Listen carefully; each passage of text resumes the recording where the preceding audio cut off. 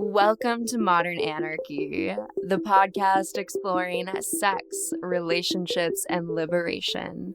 I'm your host, Dr. Nicole. I tried to keep her quiet, but she's screaming inside of me. I tried to keep her hiding, oh, shut up. I tried to keep her quiet, but she's a wild, wild woman. On today's episode, we have Ashley Manta. Join us for a conversation all about leading with pleasure. Together we talk about orgasming with Lilith, integrating our erotic parts, and riding the waves of your pleasure evolution. Hello, dear listener, and welcome back to Modern Anarchy. I am so delighted to have all of you pleasure activists from around the world tuning in for another episode each Wednesday. My name is Dr. Nicole. I'm a sex and relationship psychotherapist providing psychedelic-assisted psychotherapy, author of the Psychedelic Jealousy Guide, and founder of the Pleasure Practice, supporting individuals in crafting expansive sex lives and intimate relationships. Dear listener, I am so excited to be bringing you this episode. You want to know why? Well, so 5 years ago, when I started a podcast, I had my very first episode, which I have not gone back to listen to. You know, it's like reading your old journals. It's like, whoa, who is she? I don't know who she is. My voice has changed a lot. I was much more scared and quiet to talk about sex than I am now. And I feel so lucky that that first episode was with an amazing guest, Ashley Manta. And today, she is back on the show. And this is the beginning of a much longer series of inviting all of my favorite sex and relationship experts, activists, back onto the show for a round 2 conversation. And this episode is so powerful as we reflect on Ashley's journey with sexuality and her pleasure evolution. And I know there's so much that you're going to resonate with. And one of the things that I continue to hold on to is the invitation to meditate and masturbate for an hour. Okay, for all of us out there who are going 5-10 minutes trying to come as fast as we can, super cool that we can do that. And also, what would it mean to be with our bodies for an hour of pleasure and really savor every moment of that? And I know the parts of you that are already saying, I don't have time for that. But you know what they say about meditation. They say if you don't have time, then you should really double it, right? What are the values of your life if you don't, right? It's a deep, deep question, but hey, it's an invitation I'm still learning to integrate for myself, so don't let me think that I'm speaking from some high mountaintop. I really appreciate this invitation to slow down and really be with our bodies and to feel the pleasure that is ever abundant in our nervous system. Dear listener, if you are ready to liberate your pleasure, you can explore my offerings and free resources at modernanarchypodcast.com, linked in the show notes below. And dear listener, this is the last week to apply for the pleasure liberation groups. Again, it is only a 6-person container. And so if you don't get in time, happy to put you on the wait list for next year. But this is a once-a-year opportunity to do this powerful pleasure-based neuroscience curriculum that I've created for all of you pleasure activists out there who are looking to really step into their erotic power, let go of shame, and really embody the person, the pleasure activist that you're meant to be. And so, dear listener, if you're interested in joining, I'll have all of that linked in the show notes below. And I want to say the biggest thank you to all of my Patreon supporters. You are supporting the long-term sustainability of the podcast, keeping this content free and accessible to all people. So thank you. And with that, please know that I'm sending you all my love. And let's tune in to today's episode. Dear listener, there's a space already waiting for you where you are invited to let go of every old script about sex and relationships and begin living a life rooted in your pleasure, empowerment, and deep alignment. I'm Dr. Nicole, and this is your invitation to the Pleasure Liberation Groups, a transformative, educational, and deeply immersive experience designed for visionary individuals like you. Together, we'll gather in community to explore desire, expand relational wisdom, and embody the lives we're here to lead. Each session is woven with practices, teachings, and the kind of connection that makes real transformation possible. And I'll be right there with you, guiding the process with an embodied curriculum that supports both personal and collective liberation. This is your invitation into the next chapter of your erotic evolution. Say yes to your pleasure and visit modernanarchypodcast.com/pleasure practice to apply. And the first question that I ask every guest is, how would you introduce yourself to the listeners? I would introduce myself as Ashley Manta, certified sexologist, creator of Canisexual, which is all about sex and cannabis, sex in altered states, and a deep lover of life and passionate advocate for pleasure. Yes, amazing. Welcome back. Thank you. It's so wild to have you back on the show. As I was mentioning to you earlier, and for all the listeners, for context, there's so many people who have subscribed since the beginning, right? So they might not know the context that you were the first ever guest on Modern Anarchy. I'm honored. It really set the tone for sure, right? Altered states of consciousness. I'd yet to do any of my training in psychedelic assisted psychotherapy. And so it was definitely like priming me towards this world, but still so much of the unknown. So it's such a joy to come back together in this space and get to talk about all this. Yes. Yeah. 5 years later. I know, right? I know. I'm curious for you, any changes that stand out in those last 5 years that you'd want to share with me and the listeners? I mean, really changes on every possible level. I lost one of my best friends to cancer in 2022. I left a really toxic, abusive relationship in 2022, actually shortly after my best friend passed away. Wow. I moved from California to Texas just this year. Okay.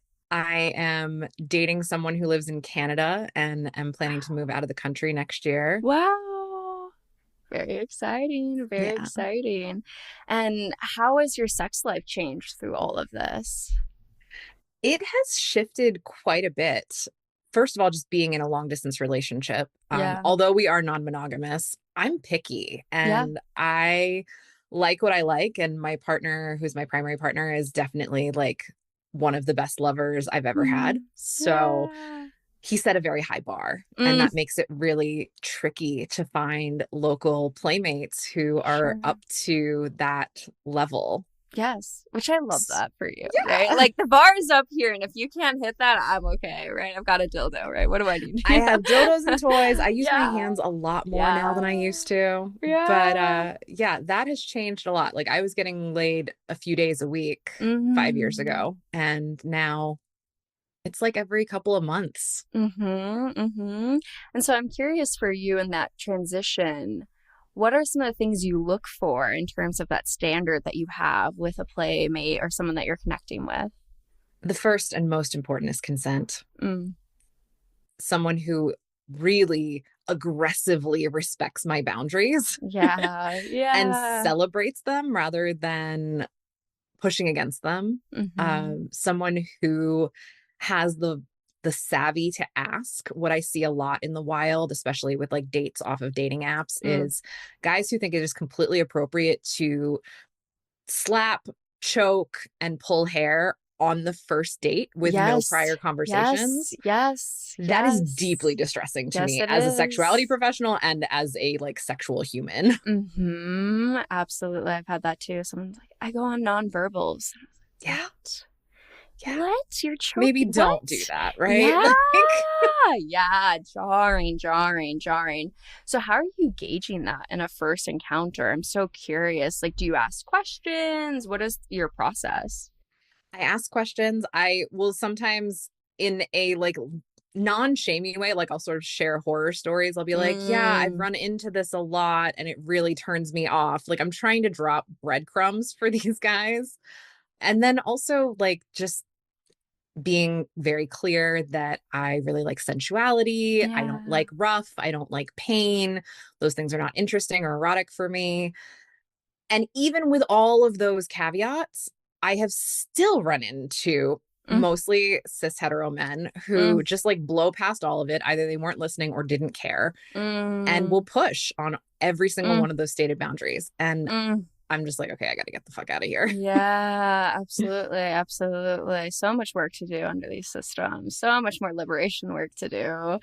Oh, yeah. And I'm grateful that you were sharing how it's unattractive to you, right? I feel like there's a time in maybe the healing journey where the mess and the chaos is attractive because we're so on that dopamine escalator, intense NRE concoction of drugs that we get. And so to come to a space where you feel much more stable and grounded in yourself and in your body, and therefore when you hear that chaos, you're unattracted to it. Oh, yes. Wow. What a healing arc, you know? It's a huge healing arc. And also I've healed a lot of my relationship with my body. And, you know, there were past versions of me that were just so happy to have attention, that were so happy to be on a date, that I would go along to get along. I would people please. I would negate my own boundaries and preferences just because, like, well, it's better than nothing. And that is very much no longer the case. Yeah, I love that. And I see a lot of that in polyamory with women who raise the standards and because they get more connections and they're like, I have I don't need, so the standards keep raising. And so I feel like that's such a beautiful process to be able to keep raising that bar on your treatment, right? And being able to make sure that you're in loving mutual relationships. Absolutely. And I remember back to your episode, I had appreciated so much of the vulnerability of your journey of what brought you into the field of sex and all of this research. And specifically, you had named how cannabis was really helpful in terms of unlocking different areas of erotic play in your body. And also you had named how much you had built this platform and then had experiences where you felt no longer able to enjoy play and cannabis, and what it was like for you psychologically to go through that and allow yourself compassion for the ways that relationships change, whether it's to people or substances, right? All throughout our lives. And so I'm curious, where are you at with your relationship to substances and play for you today? My relationship has definitely continued to shift. And a lot of the shifts in 2020 as a result of my anxiety spiking off the charts and cannabis sometimes exacerbating those symptoms still remain. My body is hypersensitive to states of intoxication. And what tends to happen in my brain is my body feels uncomfortable in some way. Either I feel kind of dizzy or my stomach's clenchy or my heart starts beating a little bit faster than I like. And that's when my brain takes off and it's like, I'm dying. Something's wrong. Oh my gosh. I should, run. Yeah. So that kind of takes all of the fun out of whatever I happen to be doing. And so I have steered much more directly into the path of non-intoxicating ways of interacting with cannabis that are still profoundly helpful for me from an intimacy standpoint. So topicals, applying them to my vulva, using infused suppositories, either vaginally or anally. All of those are wildly helpful for reducing pain with penetration, increasing sensation and pleasure, allowing my ass to relax without numbing. Yeah, huge. And so I'm sure there was a big identity shift with that to be, do you want to say more to that? Yeah, there was. Like, I used to pop a 50 milligram edible and get on a plane. Yeah. Be like, I can do this. Yeah. Now it's like, oh, I can do about 2.5 milligrams. 5 feels like a lot. Like, okay, I am no longer the girl who will, be at a cannabis event, do a big dab, and then jump on stage and get on a microphone. Yeah. Like, that used to be me. That is not me these days. Yeah, absolutely. And, some of it is hormonal shifts, aging, just kind of where my mental health is at any given time. And I've had to really be in a state of acceptance and curiosity with myself and non-attachment to who I used to be, what my body used to do, how I used to interact with these various substances. Because it's been with cannabis and also with MDMA, with LSD, with mushrooms, like all of it. My tolerance is way, way, way less than it used to be. And I am much more prone to the more physical discomfort side effects than I used to be. And so I'm like, okay, I can be in acceptance with that and not try to fight it and not try to bend these substances to my will and just be like, okay, this is where we're at right now. Right. Absolutely. Because what's the point, right? Who are we trying to prove that to? I guess our ego, right? I resonate a lot with this, as you can hear. I can do this. I'm the girl who does this. Absolutely. Right? Why am I so anxious? Oh no, why is this not stopping? Right. And so to be able, like you were saying, to have compassion for yourself and not hold on to the past versions of ourselves and what felt comfortable at that point. I think that's where it's beautiful to acknowledge that our relationships are always going to change. People, place, drug, all of it, right? And so the more that we can get in movement with that change and just say, hey, I'm here right now, and this is what works for me and what doesn't. And I'm curious for you, given your study of the erotic, I feel like that practice is so deeply connected to embodiment. And so the deeper you go into that practice, I imagine the more sensitivity to drugs you feel in general, right? You're nodding. So I'm curious, how do you see that connection for you? It's a profound one, honestly. It's the more that I'm in touch with my body, the less I am dissociated from my body, which was my go-to state of being for most of my life. The less I feel I need high doses of really anything to get my body's attention, because I'm much more in my body. It doesn't take as much to like cross my sphere of awareness. Sure. And that has led to more satisfying sexual encounters. I appreciate subtlety so much more than I used to. I appreciate slowness so much more than I used to. Like that frenzied feral energy is fun sometimes, and sometimes I am in that mood, usually when I'm ovulating.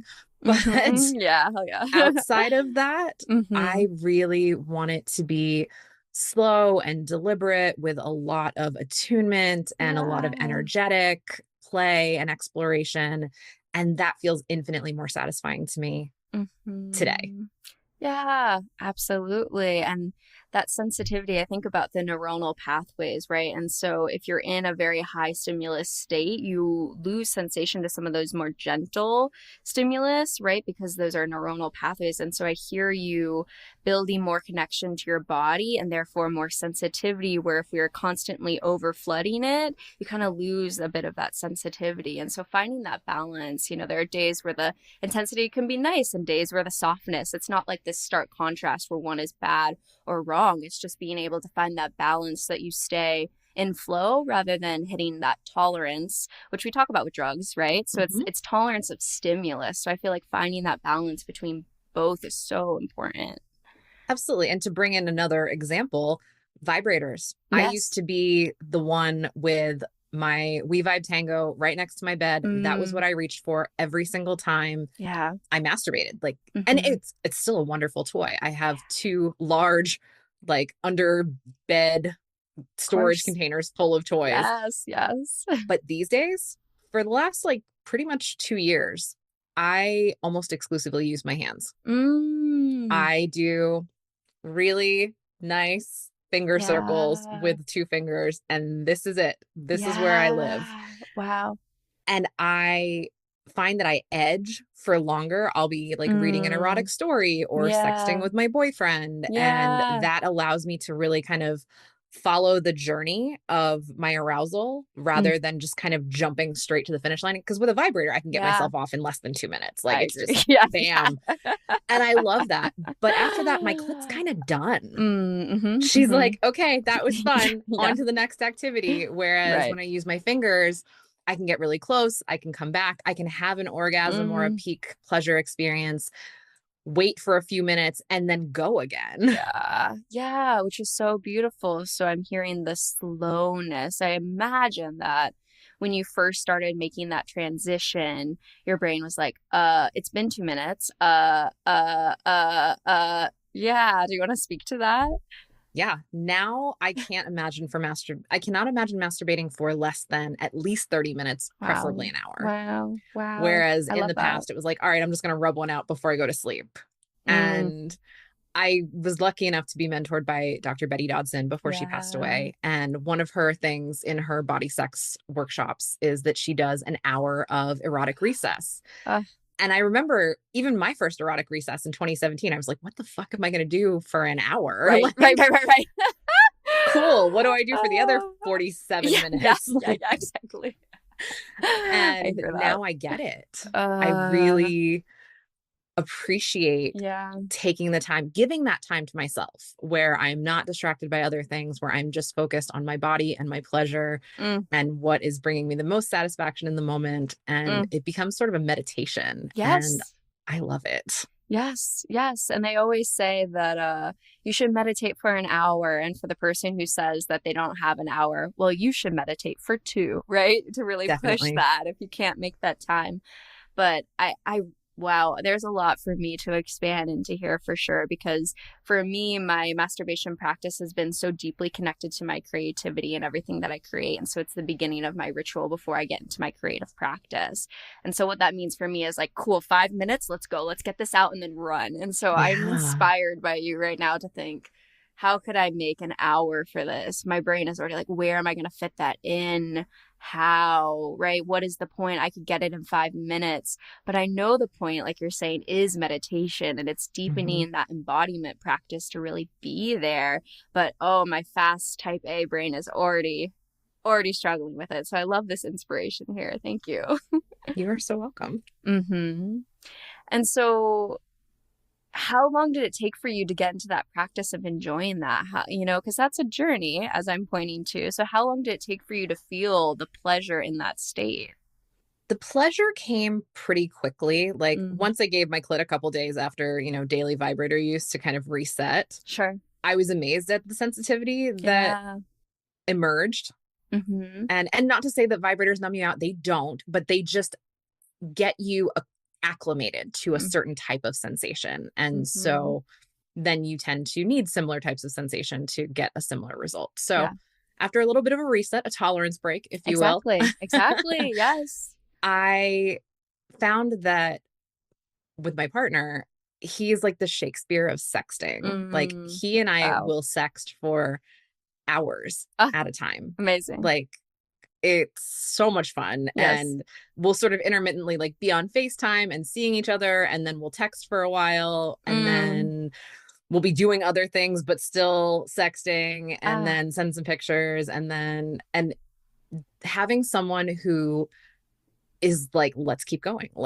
How about this? Let's go down this path. Let's do this.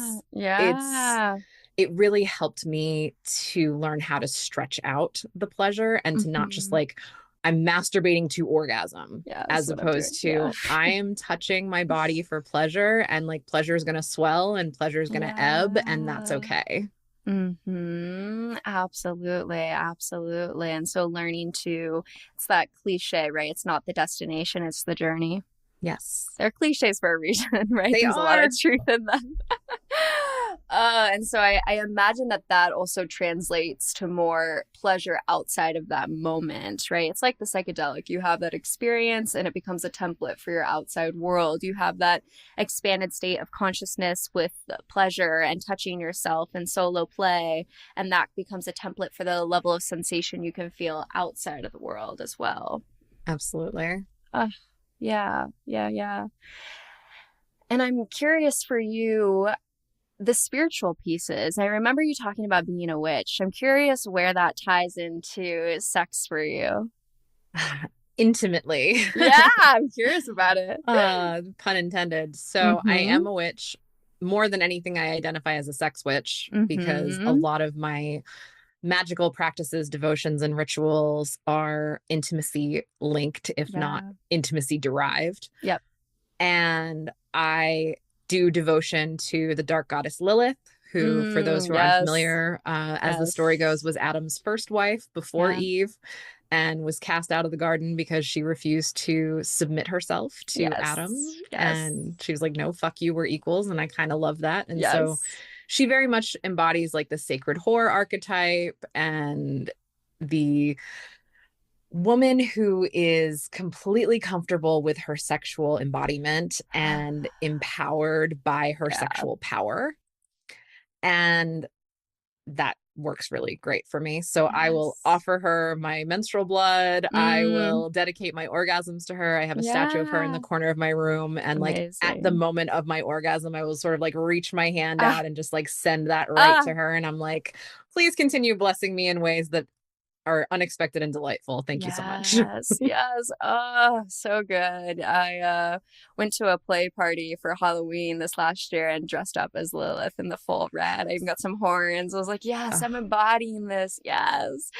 I'm curious, when you connect with her as the archetype, what sort of expansion are you feeling in your own identity with that? It's a really wonderful antidote to shame. To connect with Lilith's energy. Because she is not about the shame life. She is not about playing small. She is not about hiding. She is about delighting in your depravity and embracing decadence and just like all of the carnal desires and pleasures are celebrated. And so I think my devotion to her has helped me accept myself more, be more myself. Not that I was ever shy about talking about my sex life or my exploits, but even more so now, it comes from a grounded place of self-satisfaction and not trying to impress anyone. Yeah, absolutely. So the pleasure is for yourself, finding that internal sense of control and pleasure rather than the external. Who am I performing for? Who am I doing this for? Right? That's tough to do, and a lifelong process, as I'm learning every day what sort of subconscious patriarchal bullshit is still in my head, right? Especially in these systems where most people don't know about Lilith and that story. It's wild how few people are aware. And so, you know, I always recommend following occultists and geniuses in that realm. Gabby Herstick is one of my favorite people on Instagram to follow, and she's written several books that I really love. Kristen Soleil is another one who wrote Witches, Sluts, and Feminists. And like, really getting to see where feminine empowerment, sexuality, witchcraft, fuck the patriarchy, like how all of those things intertwine. Yes, that's amazing. I love the recommendation. Just this last week, I was at a bookstore in the spirituality section and looking for that. I was like, where is this? I know it exists. Where is the book? So I appreciate those recommendations. I'll have to check them out. Yeah. And it's funny because, by the way, just for context, I'm looking at my Post-it note and there's like, I'm a wild woman, a healer, a sex witch, right? So I resonate with you. And I know that at the beginning of my journey, when I first checked in with you, if you told me that, I would have been like, what? Witch? What the fuck spiritual bullshit is this? Right? And where I'm at now, obviously, the post, you know, a lot has changed. And there's so much cultural messaging around that word witch, and especially when you pair it with sex. And my understanding of it is the deep lineage of healers, of female healers who were in touch with the herbs and the medicines that were growing in the earth. I'm curious for you, how do you reclaim that word of witch? I use it wherever possible. Yeah. I identify as a witch to pretty much everyone, including now that I'm in the South and like capital S South down here in Texas. I was curious about that when you said that. It's a time. A lot of Christians here. A lot of Christians. Which is fine. Like, Jesus is cool. Jesus liked sex workers and immigrants. Like, we're rad. Yeah. But Christians, they're a little bit, what my dad used to say, long on prayer, short on forgiveness. Yes, those are the people with white Jesus, for sure. Yeah. So I will just like pack my tarot cards or my oracle deck cards and bring them to parties. I will, I don't apologize for it. Here's a new addition. Since last I saw you, the listeners won't be able to see this, but I got a tattoo. Wow. Let's see if I can show it to you. Oh, I have to stand up. That'll be easier. Yeah. Oh, beautiful. So it is a candle. It's crystals. It's sage and lavender. It has a pentagram in the middle. So I am like fully flagging witch at all times. Yes. I mean, what does the tattoo mean to you? I'd love to hear the story for you with that. Yeah. Well, it's a cover up, funny enough.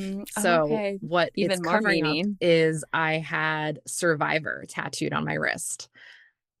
And there came a point last, 3 summers ago now, June of 2022, where I was like, you know what? I am a survivor. I'll always be a survivor, just like this tattoo will always be on my wrist. But that is no longer the cornerstone of my identity. And it's no longer what I want to lead with in the world. And so I thought about it. I'm like, what do I want to lead with? Well, crystals, especially the blue crystals that I chose, are meant for throat chakra, truth, speaking your truth, which is very much my raison d'etre.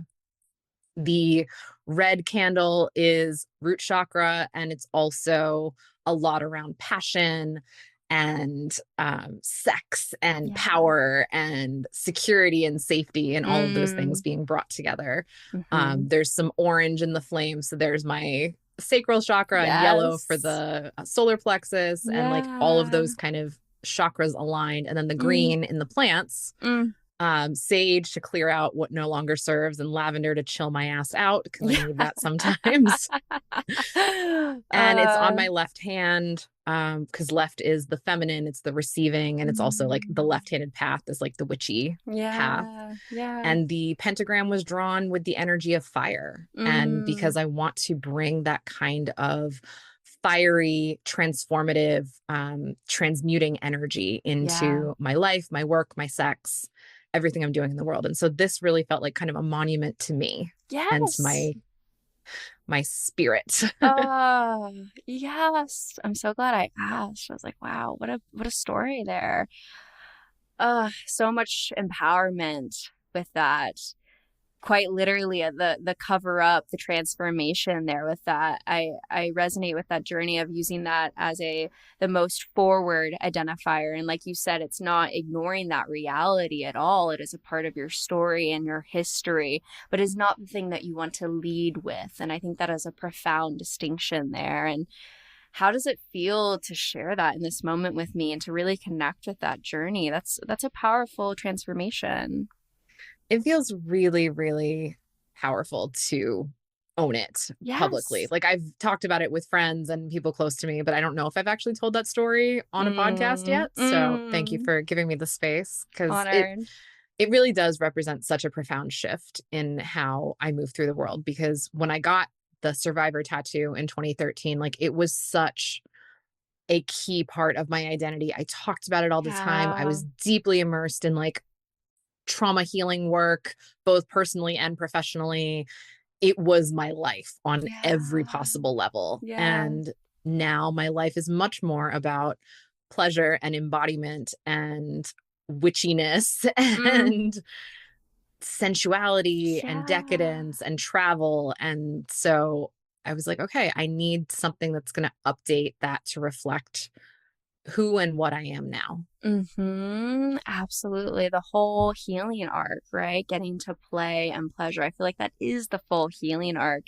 And it's definitely something I resonate with, originally volunteering with sexual assault survivors, which I know you did too in your history, and going into the field specifically wanting to train in that. And I wanted to work with trauma, and then realizing, wow, what is the whole arc here? Where are we trying to get to? Play, pleasure, embodiment. And actually, I want to lead with those things. Not that we don't work with it and we see it or have experienced ourselves, but actually there's a lot of power when you lead with that. And thinking about the narratives that we tell ourselves about ourselves, if that's what you lead with, right, that is how you see the world through. And so when I hear that transformation stepping into so much more empowerment by choosing pleasure as the forward piece for you. Absolutely. I feel like the world needs more sex positive people that are very open about their journeys. And yes. I don't want to say role model because that feels a little bit too prescriptive, but like, I want to be on somebody's sexual vision board. Yeah, I love that for you. That's an amazing way to say that. That's so true. I mean, the reality is we're social beings. And so we look to other people in terms of what's okay.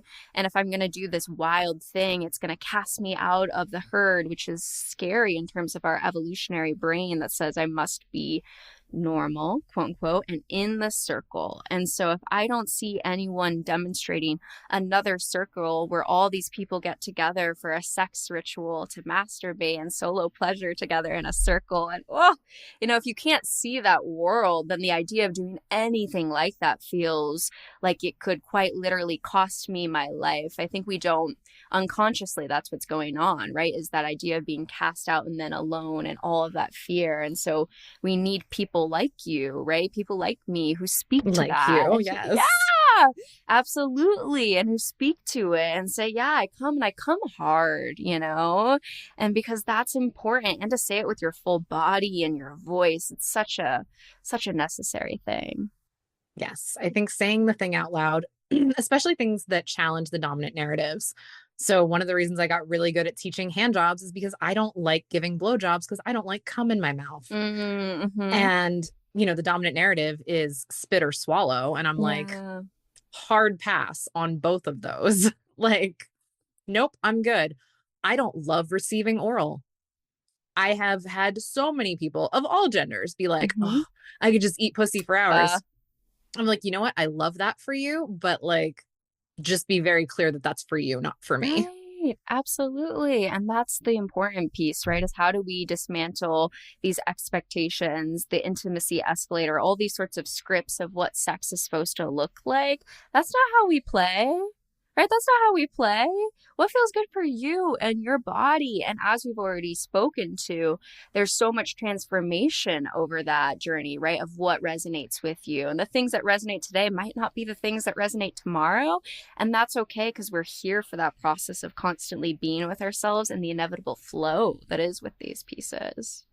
It's true. Tapping into that flow and becoming aware of cycles and rhythms is crucial, especially for those of us who menstruate and where we are in our cycles and where the hormone levels are and what's going on with our bodies. And then, now as I'm in my last year of my 30s, going into my 40s, a lot of my friends are in perimenopause and what that looks like and how that impacts their lives and how their bodies respond differently than they did 20 years ago. Their arousal, their desire is different than it was 20 years ago, and having to update those files rather than just be like with your arms folded, like, well, my body used to do this. What the fuck? It's like, okay, well, let's be where we are today. And, whether it's perimenopause or whether it's just like, okay, I'm in luteal right now. Like, don't breathe near me. Yeah. I mean, it's so hard because who do we have to look to for examples of empowerment, and specifically sexual empowerment in older age? Right. We don't have a ton of people to look to. Nina Hartley is certainly one.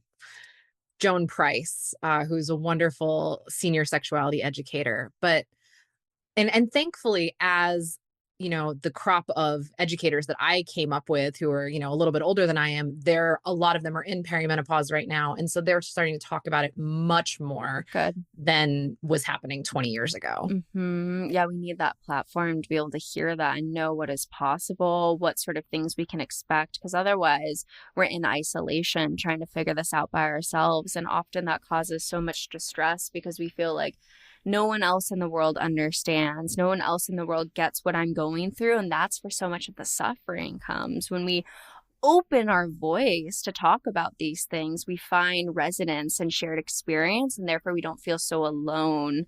And so much of the world is outside of our control, but we can at least know that other people are experiencing that. Like, you know, at least I'm not the only one moving through this. And I think it's funny when you're talking about the chakras and the different colors, right? The podcast colors were orange and blue, and it was only much later into the journey, you know, I come from the whole purity culture, anti-spirituality, opening. Oh, yeah. Okay, woo. Okay, oh, I'm here. Okay, psychedelic, we're here. Okay, and to get to the sacral chakra, right, and the voice chakra, right, with blue. And so it's funny to see these things that you swear you'll never do, right? I'll never be that person who's so woo woo, and then there you get there, and you're like, cool.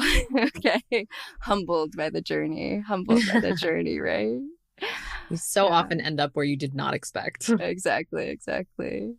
And I know you had mentioned to me that you're going through an internal family systems training, which is super exciting. And I know that's all fresh of mind for you. And so I think we could dive into that. I have done training with that for my psychedelic assisted psychotherapy work. And I've also done a lot of research into sexuality with that. And I often think about kind of reframing our sexual experience into parts, right? There's a dom part, there's a sub part, there's a brat part. And so that's something that sticks with me to help people get into more play and feel like these are things that they can explore rather than maybe that's not me, I can't, you know. What if these are just parts of ourselves that we haven't connected to?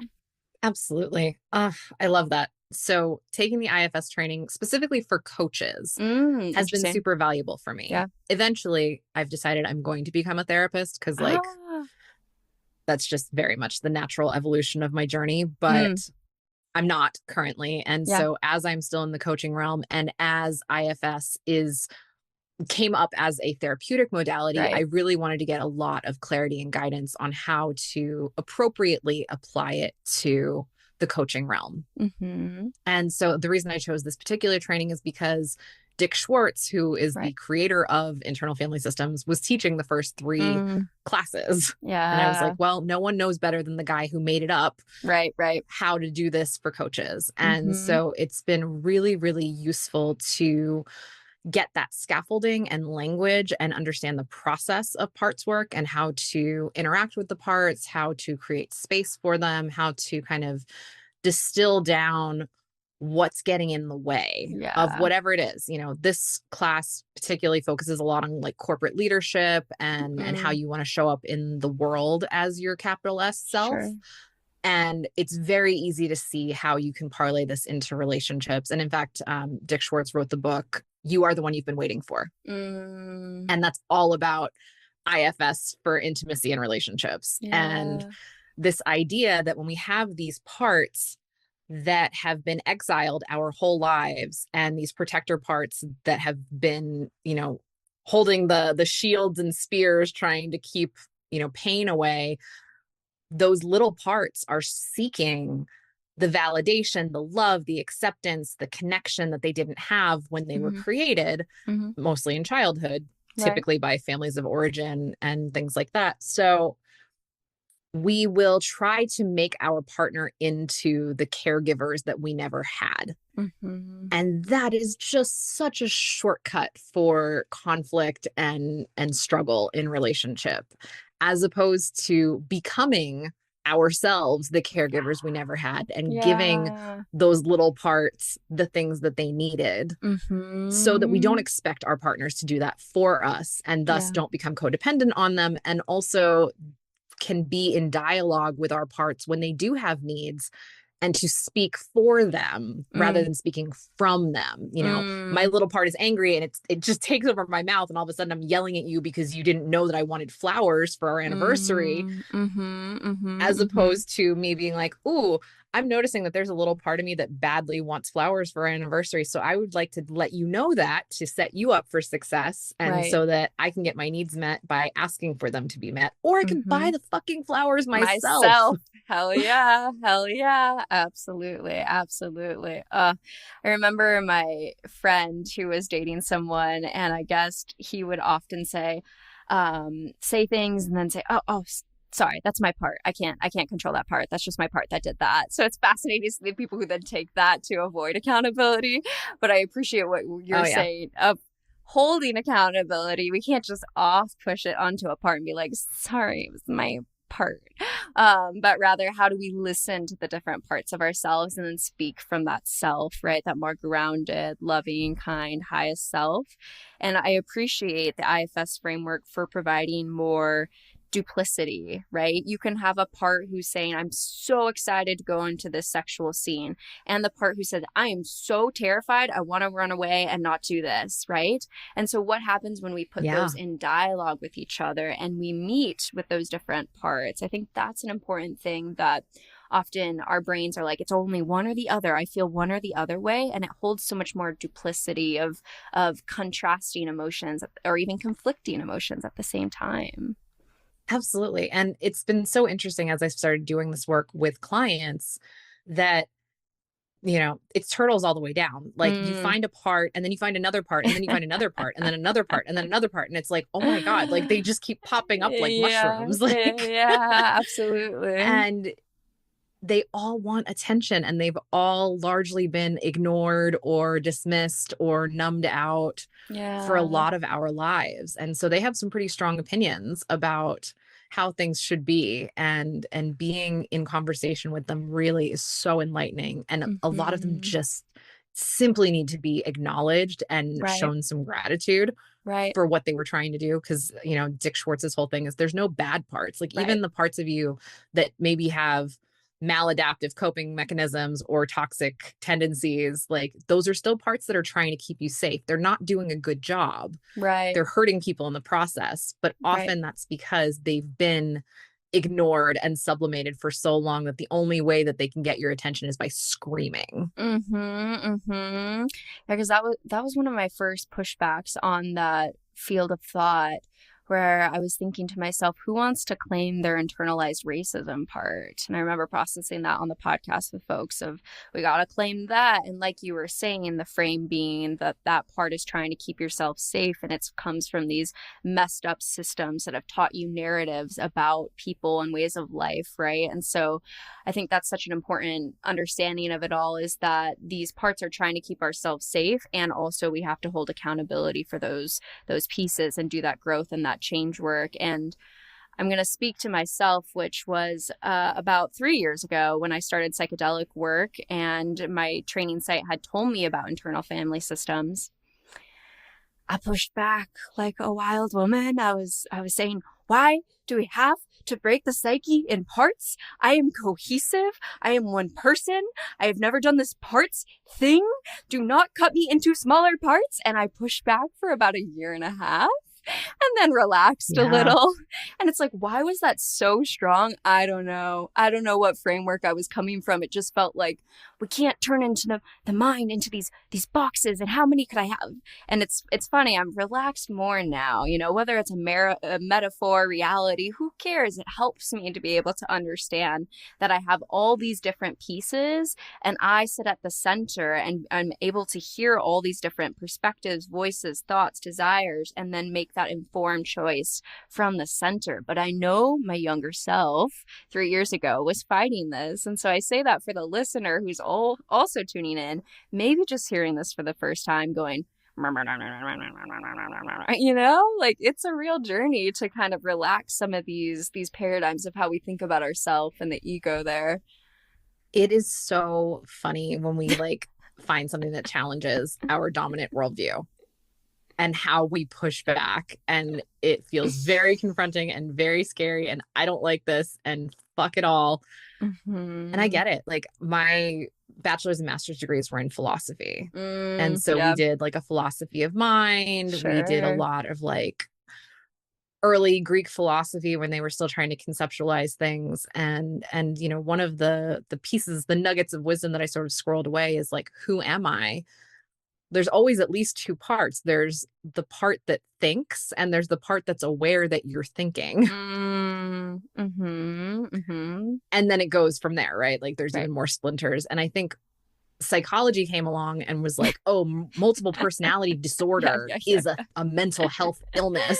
Woo! And so you can't have parts. You are one part and that's it. And there's the mind and there's the body, and therein, you know, ends it all. And it's like, well, you can have parts without splintering into multiple personalities. Like there's a lot of space between those things. Even with the IFS, where you're in dialogue with your parts, and they do have their own personalities and quirks and ways of being and thought processes, but like where it becomes a mental health crisis is when they're so fractured that they're not able to even be aware of each other anymore. And so you kind of embody one at a time, and they are often like kind of unhinged in various ways.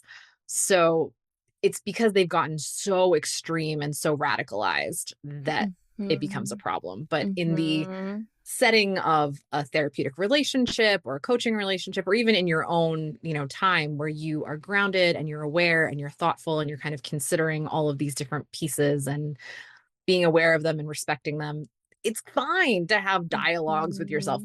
Anyone who ruminates knows what it's like to have conversations in your head. Right. Absolutely. I always have to stop myself when I've planned like 3 levels deep into the conversation of what we're talking about. I'm like, wait.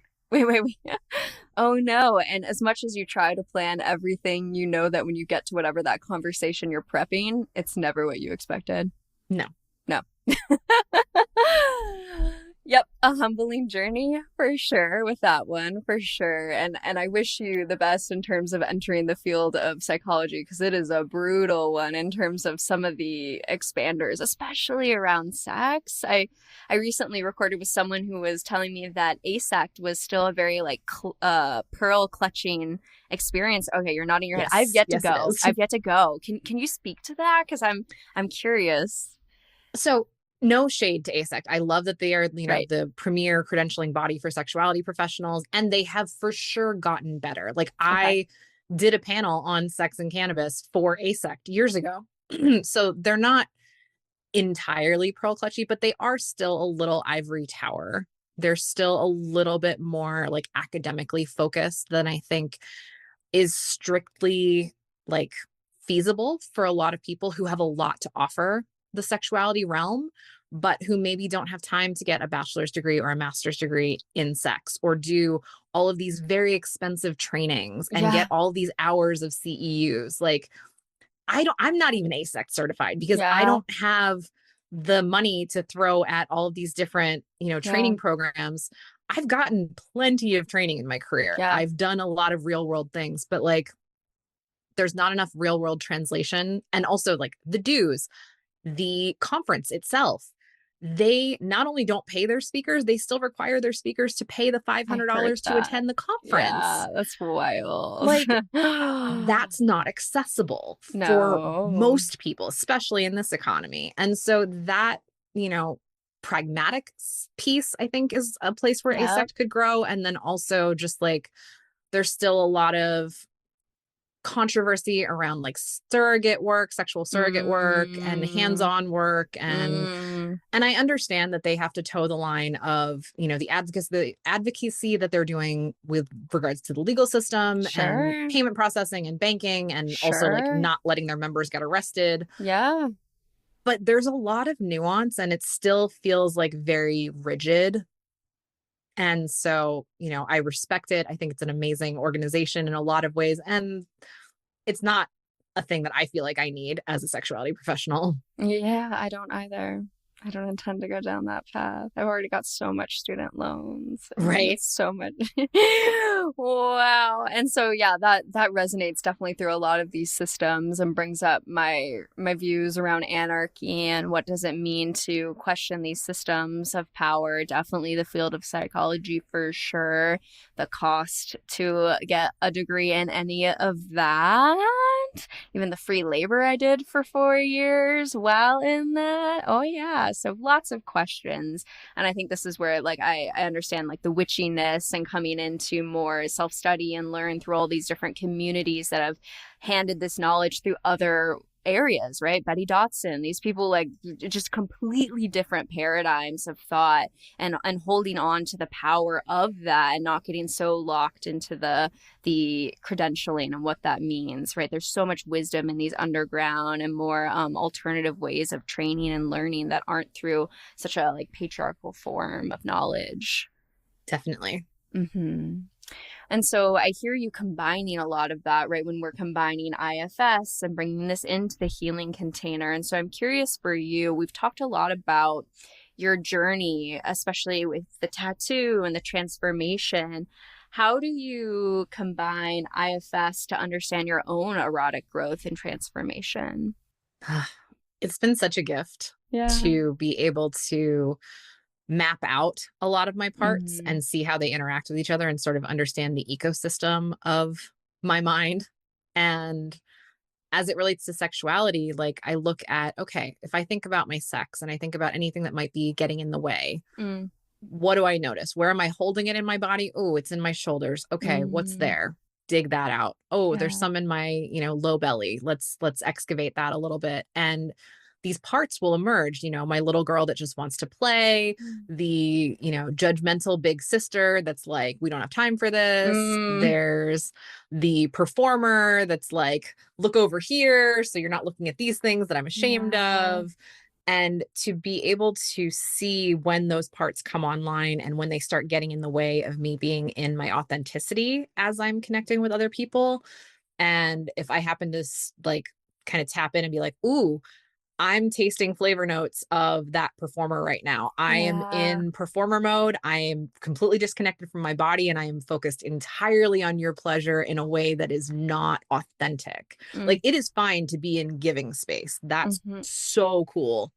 But to, be able to make that distinction between I'm giving from a full heart because I want to, because it feels good for me, as opposed to I'm giving because I don't want to think about my pleasure right now, because I can't feel my body right now, because I don't have the words to say that I feel uncomfortable. So let me just distract you with a really great hand job. Like it's so valuable.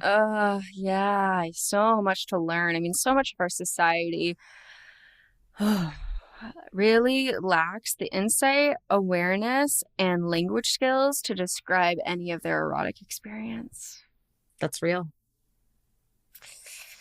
And there's a lot of harm that happens because of that. And so here we are working for the pleasure. And so like you're saying, finding the scaffolding of language to describe all of these things. And like you said, being able to experience pleasure for yourself. It reminds me of, I know you know the Wheel of Consent and Betty Martin, right? And so for the listener who doesn't know that, these different quadrants of perspective when you're going into play and erotic experiences, and even beyond the erotic, listener, there's a episode with Betty Martin, and we talk about specifically plane rides and what it means to ask for like a ride to the airport, right? And what sort of parts that can bring up and how it mirrors erotic experiences. So I'd recommend going back to that if you haven't heard that episode.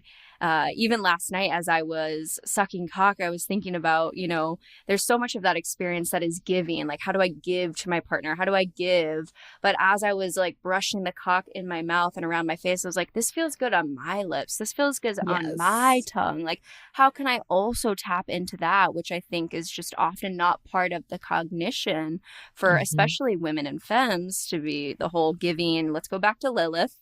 Right. Let's go all the way back to Lilith, right? And so getting more of those neuronal pathways going of how can I also tap into pleasure as I give to other people? Yes. I love it when I make my partner moan and watch his eyes roll back in his head, like this big 6 foot, burly, strong man who's a black belt in martial arts is under my fingers, writhing and growling and moaning and like speaking in tongues, because he also speaks Serbian fluently, which is hot. That is a power trip for me. Like, it's for him and it is for sure also for me. I'm like, I'm going to blow your mind right now and I'm going to fucking get off doing it. Yeah, absolutely. And I feel like it is a journey to get to that space. Oh, it's so cliche as I say it. Wow. Okay. But also. But it's true. I know. I'm like, damn, it's so right there though, because I could not tap into that level of empowerment years ago. I feel that. Yeah.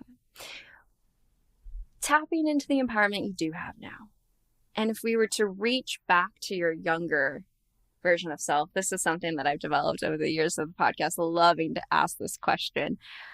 Is there any wisdom, words of advice from that state that you just said of like, yes, that you would give to your younger self who says, but how? How do I get there? How do I do that? Yes, definitely. I would really want my younger self to understand and embody that access to me, access to my energy, access to my body is such a gift. I have, and we all have, but especially me, because I am a sex witch and I'm fucking amazing in bed. Hell yes, like I have a divine sexual spark that like anyone is lucky to get to even witness, much less interact with. Absolutely. And I had such pick-me energy for so much of my adolescence and young adult life. And if I could go back and tell younger me like anything, it would be like, girl, you are the fucking gift. And you need to be like so discerning about who gets access to that gift, because it is powerful and it is potent. And even like before I knew all of the things that I know now about how to give pleasure and all the skills and stuff, like the energy that I brought to sexual encounters was tangible. And I would really want her to know that so that she can tap into that like inner wisdom that no one could have taught her. Like that she had to be able to recognize in herself. And I wish I had recognized it 20 years ago. Absolutely. Yes. But every step is a part of the journey. Every step is a part of building that connection and that that empowerment. And as you were saying that, I wanted to invite the listeners to hear that vibrating in their own body, right? That your energy is a gift, right? Where do you feel that in your body for you, Ashley? I'm curious, as you say that, do you notice anywhere kind of come alive? Oh, it lights up my core from sacral all the way to my throat. Like it's a fiery column of just like pulsating power. Yeah, absolutely. Your voice. Yes. That was something that was interesting in my feminist training. There was a book called In a Different Voice, and it had talked about the psychology of wow. Long career ahead of me. So excited to go into things like this because it's embodiment and psychology and liberation. And so the author had talked about how the voice changes depending on the circle that you're in, right? And so even for me, I know that when I listen to my voice on the podcast way back before, it's much quieter. Hi, I'm talking about sex, psychedelics, right? Versus like what you just said, like, yeah, we talk about sex in this space. Like to be able to hold that, it's a huge transformation. And for me, I think so much of community and the circles that we're in and how that transforms our voice. There's so much internal work we can do to journal about that narrative, to read books and listen to podcasts, which I find to be a relationship. Like you're listening to a podcast. It's a relationship, a one-way relationship, right? But it's still a relationship. Sure. I'm curious for you, when you've been stepping into that empowerment, how has community played a role in that for you? Community has really made a difference because it's made me aware of where I hide and where I really let myself be seen. And one of my biggest tells is my voice. Like you were saying, if my voice is high and I am speaking quickly, I am uncomfortable. I am hiding. I am performing. Yeah. If I'm like, oh my God, yeah. So like, I'm just so excited about and this, and then, oh wow, thank you for like even thinking of me. And when I'm here when I'm in my chest, when I am grounded and present and not afraid to take up too much space and not afraid that I've been talking too long and you're getting bored and not feeling like I need to shrink to fit the space, but that I can expand and take up as much space as I need. That has very distinct flavor notes when I'm in different circles. And I have really curated my life to a place where when I'm in a group and I'm like on my phone and not really talking to anybody, that's not a space I'm going to occupy very often. So important to think about the voice, and it connects to the breath, right? As you were saying, when we feel safe, when we feel able to take up that space, you're able to speak with more of that fullness. I think about the women in media that we have from just 50 years ago, 60 years ago. Hi, my name's Nicole. I'm so excited to be here. Like, how are you breathing into that? Right. Which is such a key part of pleasure, and especially orgasm.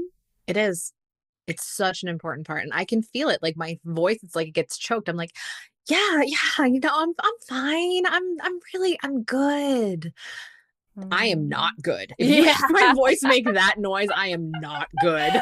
Send help. And I feel like the more grounded I get, the more I notice that in other people. Yes. I don't think I was that sensitive to that, but when I hear people doing that, I'm like, oh my gosh, like, please take a deep breath. Like, I'm thinking that in my head because I'm feeling and I'm co-regulating with them and picking up on their mirror neurons and all the stuff that they have going on in their own body and feeling that within myself. And so I feel like part of that deeper embodiment into pleasure is also gaining more sensitivity when other people are holding and restricting and really feeling that in my own body, and then also being turned on or turned off by that and being very selective about the people that are around me in my circle. Yes. Yeah. Discernment. Practicing discernment is like one of the best things you can do for yourself as an adult. Right. Absolutely. Which makes me think about living in Texas. As you said, you're around a lot. You're around a lot of people who have different values. You are in that system of that abortion's not legal there, right? They have a 6-week abortion ban, which essentially means abortion's illegal. Right. So, sex witch. Yeah, see, there's the breath. How do you maintain your embodiment? How do you process all of that?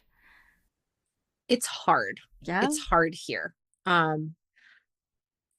met my first AIDS denier, which was a really confronting, fascinating, terrifying experience. This woman looked at me with her whole chest and was like, AIDS isn't real. All those people died of like organ failure from drug use. And like, I was sort of stunned into silence. I was like, you can't be serious. Like, you can't actually believe that. Like, right. What? Wild. And it was a tough situation because I just moved here. It was my first time hanging out with that particular friend group. And I was like, oh, fuck. Yeah. Because there are people that I respect and there are versions of me that would have like told her off in that moment. Not at 39, bro. Like, I don't have the energy to convince stupid people to not be stupid. Like, it was very clear in the like 2 minutes that she was on this rant that there was no convincing her otherwise. So to do so would only like be stressful for me and waste my breath. Right. So I, I didn't even nod. I just kind of stood there and looked at her and I was like, that's a really interesting perspective. Yeah. And spent a lot less time with that friend group moving forward. Yes. There were some moments of unavoidability, but like, it was like, okay, those are not my people. And it's hard because there's a lot more of those kinds of folks in Texas. The, anti-vax, pro-life, traditional wife kind of pro-Trumpers. I mean, fuck, I saw an ad for a 4th of July party that was like kind of to a broad community. And there was like, anybody who wants to come, just know that we are a Christian patriotic space. Oh my God, my heart. And I was like, well, back it up. Going to that one. Yeah. Thanks so much for letting me know. Yeah. Whoa. And you know, I have deep appreciation. Betty Dodson was one of the best instigators and fire starters. She would do shit just to piss people off, to amuse the fuck out of herself. And I love that for her. Yes. I am not that kind of confrontational. Yeah. I don't thrive in those, like my anxiety and my nervous system are just like, I don't want to be in that kind of conflict. It's not fun for me. It feels really yucky. And so I end up having to be really proactive in kind of vetting the spaces that I go into. And almost like when I start talking to new people who want to introduce me to their friends, like asking some like screening questions, like, oh, you know, are you vaccinated? Like, oh, so, you know, man, this abortion ban in Texas is pretty fucked up, right? Right. Mm-hmm. Yes. So that's, and, you know, you can kind of tell them pretty quickly, because some people are just like, no, Texas is amazing. And I love Texas. And you will never say a bad word about Texas. No. And, you know, there are some redeeming qualities of Texas. H-E-B is great. I love their grocery store here. Yeah. They're here before FEMA is in disasters. And, you know, people are very community oriented, assuming that you're part of their community. Right. But yeah, no, I feel like I need to get out of this state as quickly as fucking possible. Like people are like, so how's Texas? I'm like, I fucking hate it here. Yeah. And that makes sense. You know, I lived in California for 12 years and now I live in Texas. Yeah. Like, people are like, oh, Austin, it's so progressive. I'm like, not enough. Compared to the rest of Texas? Yes, but we are grading on a curve. Exactly. Exactly. And I hear the part of myself that's like, yeah, but you're resilient, you're strong, you're totally fine. Well, how does that impact you? And something that I've had to work through in my own journey is that it impacts you no matter what. I really loved that I read the This Changes Everything, the relational movement on psychology. That is not the full title, but I will make sure that I have it in the show notes.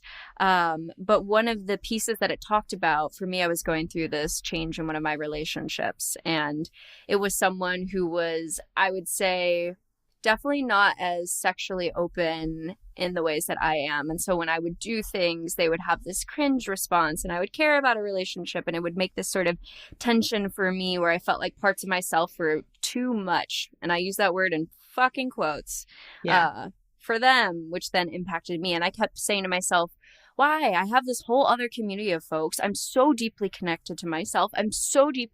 Why is this impacting me? And the book had talked about tuning forks and how you can have all 8 tuning forks in harmony, and the 9th one comes in and it sets off a completely different pitch. Yeah. And I was like, oh, right. Okay. So it's not me. It's not just me. This is a different pitch, and it is impacting my sound and my frequency of my voice, quite literally. Yes. I could hear it with the breath that you were having there about Texas, right? Yeah. Yep, that's real. And, you know, I'm imagining like people that live in Texas listening to this being like very offended. And I'm sorry, like I don't mean to offend. It's just, this is not my place. And I will make the most of it while I'm here. And I do have some really amazing friends here. My brother is here. There are a lot of great things about living here, and I am making the best of it. But like, this is so clearly not my place. And I'm here because it's cheap, and California like legitimately priced me out. Yeah, and I miss California every day. I hear that. And that's okay. You're going to continue to find the community spaces that resonate with you and allow you to thrive in your full embodiment. And totally. I appreciate the discernment of when you're interacting with those folks, because I came from that world of purity culture. I was very anti-abortion, very anti any sort of sexual liberation outside of a monogamous heterosexual dynamic. And so there was no one conversation you could have had to get me out of that deep level of cult-like thinking around these topics. And so I think, you know, I'm pretty confident I would not be who I am. I would not be a doctor in these topics if I had not gotten access to an abortion in my early 20s. And so every time I walk by one of those protests and they have the signs, there is parts of me that wants to get out there and start, I don't even know what I want to say to those folks, but a rage that builds deep inside of me. And I have to remind myself that that one conversation is not going to change. And you know what I do instead? I make a motherfucking podcast with hundreds of thousands of listeners, with people like you who tune in and say, here's my community space. You can opt into it if you like it. You can leave if you don't. But this is the space where we talk about these things and we go deep, and we're not afraid to have these conversations. And I find that political activism a better use of my time than trying to have an argument or a confrontation that I know is not going to go far. Yes. We cannot convince people unless they are open to new ideas. You know, one of the things that I love about my boyfriend and appreciate so much is that even though we have wildly different worldviews, he's not deeply entrenched in his. And if I come to him and I'm like, okay, so here's data, here's facts, here's why I believe what I believe, like, let me show you, you know, let me educate you on why this might not be the way that you think it is. I have watched him change. And that is what makes our relationship possible in so many ways, because people who are just deeply committed to the status quo and to their beliefs, you know, and not interested in receiving new information or doing their research or fact checking. Those aren't my people. Right. Absolutely. And so the power of working within your community where you feel that movement and that fertile soil to have that conversation, I think that's so important. It's not like it's this harsh boundary. It's like, you can't talk to me if you don't do A, B, C, D, right? If there's that space of movement, of course, for safety, if we need to draw those, there are times absolutely where we have to draw that line for safety based on what people are doing to us. But beyond that, like it's that fertile ground of where can we have those conversations where we actually see some movement and some change opening, and really focusing on that in your community, more direct ways of bringing that sort of liberation. It's not the stark lines of you can't talk to us. It's like, where is that energy best spent? Coming back to, like you said earlier, your energy is a gift, a precious, precious resource. And so where are you going to share that with folks? Let's plant it in a space where the soil is really fertile. Absolutely. And it's a resource that is finite and getting more finite every day. Like between ADHD brain and burnout and hormones, like I have a very limited number of spoons on any given day. So I have to be really thoughtful about how and where and with who I spend them. Running a badass business. That's right. Right? Yeah. That's right. Well, Ashley, what a joy to have you on the podcast again. So much change. And it feels like even more embodiment of pleasure and power. And it feels so, so, so good to have you on the show again. It was so wonderful to come back. I can't believe how much has changed. God, we didn't even talk about the fact that I'm sterile now. I got my tubes taken out. Yeah. Well, I mean, the question I always ask here is there anything more you want to share? Would you like to speak to that? Yeah. So my best friend that passed away had ovarian cancer, and having your fallopian tubes removed reduces your ovarian cancer risk by 80%. So that was high on my list. I knew that I didn't want children and never have, but you know, a lot of people talk about getting your tubes tied, which is a ligation. This is called a bilateral salpingectomy, where they actually remove the tubes. Ovaries stay, uterus stays, cervix stays, just the tubes are gone. And it was an easy procedure. It was laparoscopic. My downtime was minimal. And I am so happy. The only way I could be living in Texas is to be completely baby proof. And here I am, baby proof. And it feels like such an absolute like relief and peace of mind knowing that I cannot get pregnant under any circumstances. Yes. Oh, the freedom there. Freedom. Yeah. And I'm sure that also has impacted your sense of self. Like, how do you see that transformation with that experience? It is really incredible to be able to say, I decided that I am not going to be a mother. I don't want to be. I am choosing to change my body so that I cannot be. And to like really have stood fast in that commitment to myself, because I know that that's not my path. And, now when people are like, oh, do you have kids? I'm like, no. And like at 39, I'm not getting as many there's still time or you might change your mind comments, but a few sneak through and I'm like, no, actually I got my tubes out. Yeah. And like that is the end of that conversation. Like, sorry, can't. So important to have your voice here, right? To speak that into existence. If I freely chose this, and I am so happy. So happy.